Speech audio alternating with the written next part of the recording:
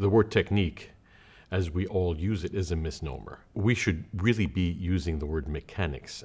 Technique really encompasses everything, whether corporal or mental or emotional, to make music come alive. I mean, it's like an artist's technique. It's not only the quality of their line, it's what they do with it. I think that developing the brain, developing a musical mind is really just as important. And if you develop both at once, they are going to cross-fertilize. Studying harmony, theory, counterpoint, I mean, to me that's really, really essential. The thing is, I didn't really realize it at the time, and to the degree that I do now. At the age of 11, I started studying with Yvonne Hubert in Montreal, who had been, when she was in France, Alfred Cortot's assistant. She was particularly fond of mechanical, pianistic developments, and inculcating, the right fingerings, and suggesting some really good exercises. But she was also good for awareness of sound. And I remember, actually, this is a good example, because I came to her with this D minor three-part invention, number 4.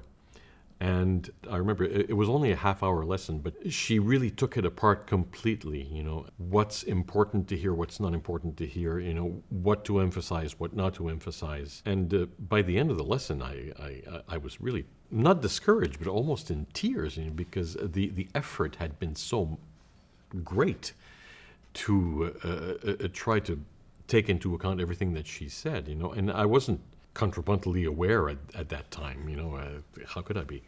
But everything that she said, there was so much to keep track of at any one time.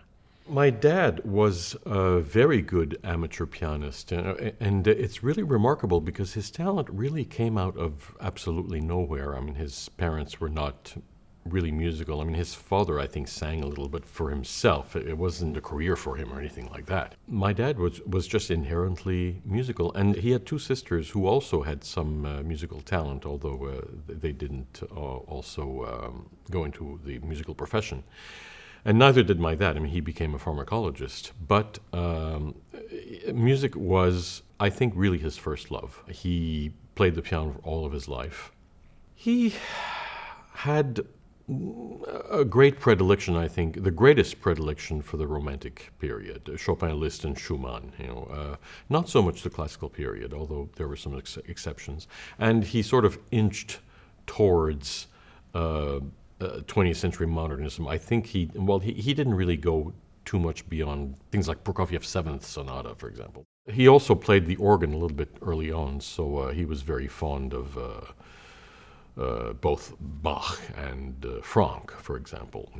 In the 60s, he had gotten hold of Harold Schoenberg's book, The Great Pianists, and in it, Godowsky was prominently discussed. It really piqued his curiosity. But at the time, it was very, very difficult to get the music. Today we have IMSLP. We don't appreciate the fact that most of the music at the time was out of print. It was very difficult to get these things. So he got a few things piecemeal. I think when he traveled to the States a couple of times, he got more things, and because Godowsky, was very, very prolific.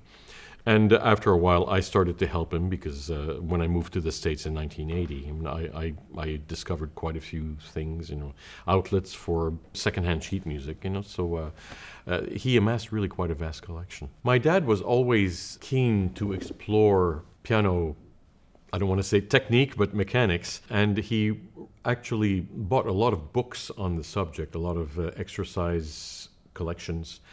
And one of the books that he bought was this collection. It's very, very small. It's only 47 pages of very special exercises by Rudolph Ganz, who was a Swiss composer and pianist who established himself in the States.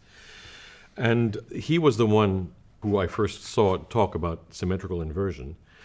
So he devotes quite a bit of space, really, on that subject, but also he was very friendly with another Swiss pianist-composer named Émile-Robert Blanchet, who lived from 1877 to 1943. Blanchet was actually quite a renowned pedagogue, and he wrote a lot of concert music, but also a fair number of exercises. And ones that I find are really, really beneficial, and these are the ones that Ganz reproduces in here. There's 5 pages devoted to Blanchet, which is how I found out about him in the first place, are from a collection of 64 preludes, opus 41, and you can find that on IMSLP. It's out of copyright by now. There are 64 preludes as such in the first 3 books, which mostly favor the right hand, but the 4th book is actually a collection of exercises just for the left hand alone. And the great thing about them is that they emphasize polyphony in a single hand, but not only polyphony, but also conflicting patterns. So they really, really make your brain work. It would have been 1968 or 69. There was a reprint of Godowsky's 53 Etudes after Chopin. They had been out of circulation, I think, for quite a while, and they came out in 5 volumes. He liked the piano as orchestra, the piano as a sort of a multitasking yet harmonious whole. You look at any of these things, and that's what he loved to do, and that's what his concept of piano writing was. And it's been said very often that Godowsky wanted to improve the Chopin Etudes. Nothing like that at all. I mean, he had so much reverence for the original written text of the composers, any composer.